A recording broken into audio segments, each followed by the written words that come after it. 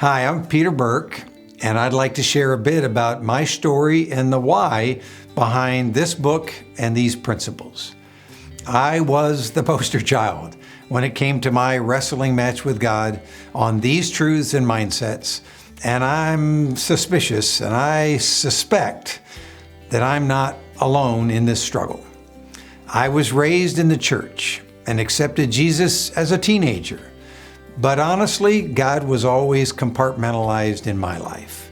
I really didn't know how to integrate Him into my career, my finances, and even in my relationships, including my marriage. Now, I've been married to Devaney for more than 40 years, and we have 3 adult daughters and 7 grandchildren so far.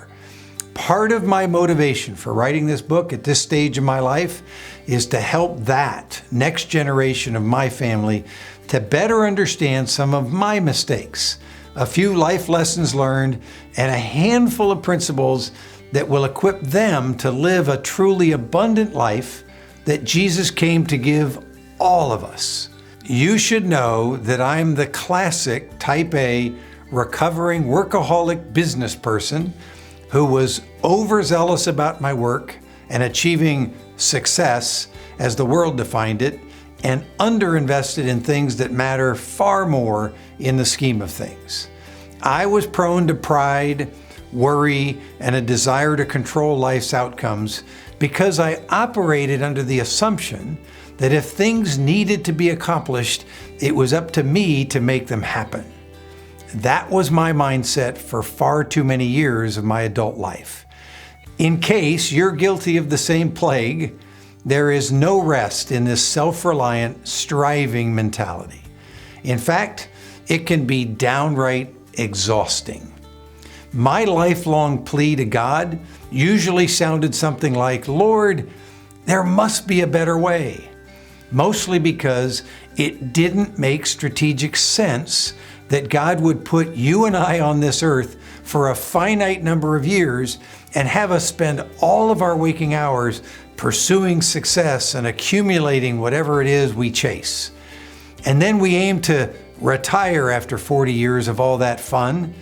And the natural skeptic in me also assumed that 1 week after the retirement party and the gold watch presentation that I'd die of a heart attack to highlight the folly of all that hard work and perspiration. Well, here's the bottom line from my perspective.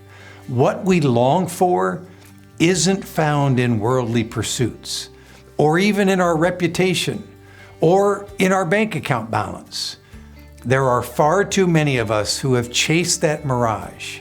Instead, we're designed by God to most long for a relationship with Him and His Son Jesus.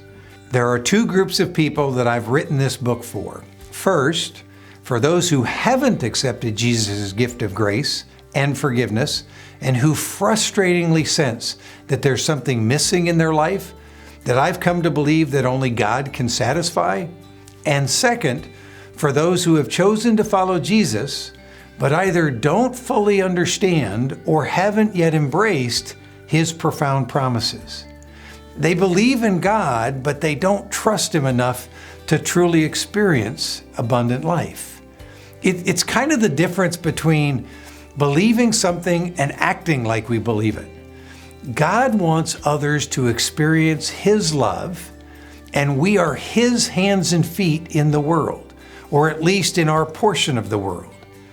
How can Jesus' message be good news if His followers don't experience the abundant life that He promised?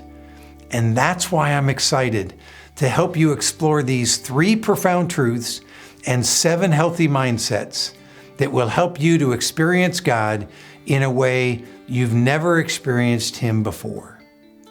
Let's dive in.